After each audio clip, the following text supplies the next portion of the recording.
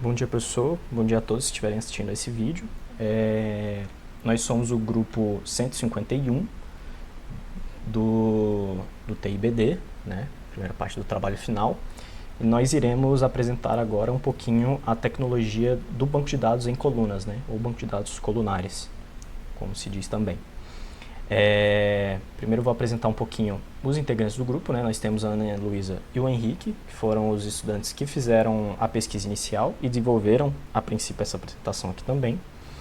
E nós temos o Guilherme, o João e eu, o Felipe, que iremos apresentar esses slides aqui e seremos apresentadores nesse vídeo sobre essa tecnologia. Bom, para começar, eu gostaria de falar um pouquinho sobre a definição, né, de o que é um banco de dados colunar, né, ou um banco de dados baseado em colunas, e um pouquinho das diferenças dele para o banco de dados tradicional que a gente já está acostumado a trabalhar.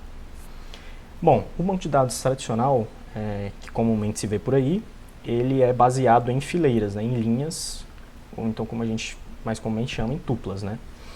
No caso, como pode ser visto nessa imagem, né, a gente tem uma tabela, e no caso do tradicional, né, ele armazena esses dados em uma linha, né, separando cada tipo de dado por uma coluna, mas o armazenamento desses dados ele é feito de forma a considerar tupla, né. Já os bancos de dados em colunas, eles invertem esse processo. Eles, ao invés de usar as tuplas, né, as linhas como referência, ele utiliza as colunas, ou seja, ele, ao invés de armazenar todos esses dados aqui em conjunto, ele vai armazenar todos esses dados aqui, por exemplo, em conjunto, né? Ou todas essas datas aqui, por exemplo. Aqui, nessa mesma imagem, a gente pode ver essa diferença, né? Aqui em cima a gente tem um banco de dados orientado, né, a tuplas, a fileiras, tradicional. A gente dá para ver aqui toda a tupla armazenada, né? E aqui a gente tem o banco de dados orientado à coluna. Como a gente pode ver, ele pega todos esses dados aqui, por exemplo, e armazena todos esses dados juntos, né, fisicamente, no banco de dados. E por aí vai, né? Ele vai separando baseado nessas colunas, né? E, bom, mais à frente serão falados, explicitados, né, um pouco mais a fundo as vantagens, né, e desvantagens desse banco de dados em colunas, né? Mas só pincelando rapidamente, né, isso pode acabar ajudando, né, para certos tipos de consulta, por exemplo, caso a gente queira um tipo de dado apenas em específico, né. No caso, eu quero aqui só as datas, por exemplo, eu não precisaria pegar esse Smith, por exemplo, esse Bob, o ID do departamento, e por aí vai. E depois descartar esses dados. Eu iria direto nas datas, visto que elas estão armazenadas juntas, né, compactando assim um pouco melhor esses tipos de dados, né. Mas também tem algumas contrapartes que serão ditas mais à frente também.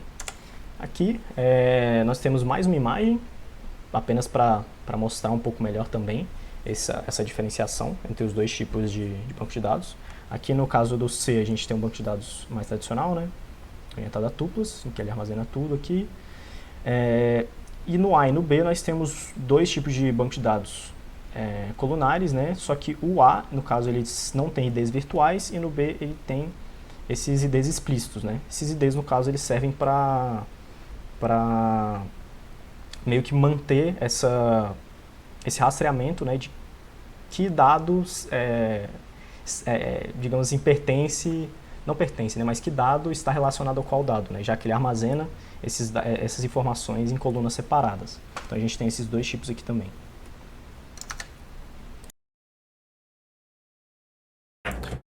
Bom, eu sou o João e eu vou apresentar para vocês os objetivos, vantagens e desvantagens.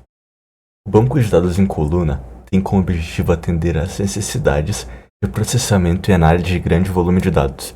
Então é muito importante trabalhar o banco de dados em colunas com muitos dados. Se não tiver muitos dados, ele não vai ter tanta utilidade, porque o overhead de utilizar ele vai ser muito grande.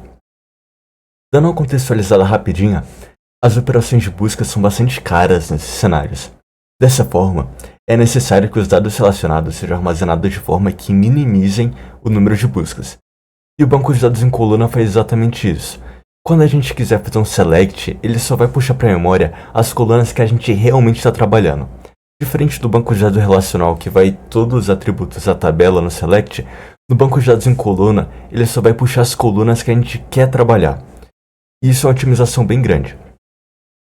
Os outros dois objetivos é a melhoria de cálculos de agregação e a compressão mais eficaz dos dados. Mas no final das contas, como é que o banco de dados em coluna faz isso? Vamos supor que a gente tem uma tabela com um atributo idade. E a tupla 1 tem a idade 10 e a tupla 2 também tem a idade 10. No banco de dados relacional convencional, ele vai guardar as duas tuplas. Porém, no banco de dados em coluna, ele vai falar, não, a idade 10 aponta para a tupla 1 e tupla 2, conseguindo fazer uma compressão nos dados. Vale ressaltar que o banco de dados em coluna ele consegue fazer busca em cima de dados comprimidos. Nesse cenário, se a gente quiser fazer, por exemplo, um sum de quantas pessoas têm a idade 10, o banco de dados em coluna conseguiria otimizar muito isso. E foi exatamente isso que utilizaram no censo feito lá no Canadá, onde eles usaram o banco de dados em coluna de forma magnífica. Partindo para as vantagens e desvantagens, ele vai ter a vantagem de eficiência no armazenamento, pois ele consegue comprimir os dados, a velocidade de processamento, pois ele consegue fazer busca em cima de dados que já estão comprimidos. Eles são eficientes em consultas que envolvem grande volume de dados ou cálculo agregadores, como eu falei no slide passado. Partindo para as desvantagens, ele vai ter a gravação e a construção de tuplas sendo uma desvantagem. Porque vamos imaginar um cenário que a gente quer fazer um insert numa tabela que tem vários atributos. A gente vai ter que em cada coluna inserir esse valor. A mesma coisa acontece para a recomposição de dados de várias colunas. Se a gente quiser fazer uma tupla, ou uma busca, numa tabela e buscar todas as tuplas dela, a gente vai ter que em cada atributo dele, cada coluna, e buscar esses valores. E é basicamente isso.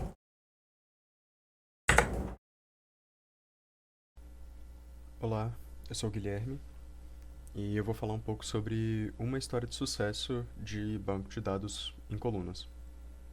A gente vai falar um pouco sobre o ClickHouse, que é um banco de dados colunar desenvolvido pela Yandex, que é uma empresa de internet da Rússia.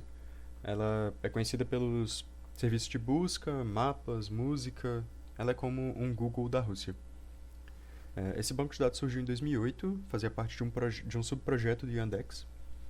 E o desenvolvimento desse sistema ele emergiu por causa das necessidades internas desse projeto. Análise de alto desempenho em tempo real. E em 2016 ele foi disponibilizado como projeto de código aberto para a população em geral. Um dos principais fatores responsáveis pelo uso do ClickHouse nesse projeto e pelo desenvolvimento do ClickHouse desse projeto é o fato dele ser um banco de dados colunar. Isso permitiu que essas análises, que lidam com uma quantidade muito grande de dados e precisam ser eficientes e ter alto desempenho, a disposição dos dados em colunas permite que essas consultas sejam feitas de maneira mais eficiente.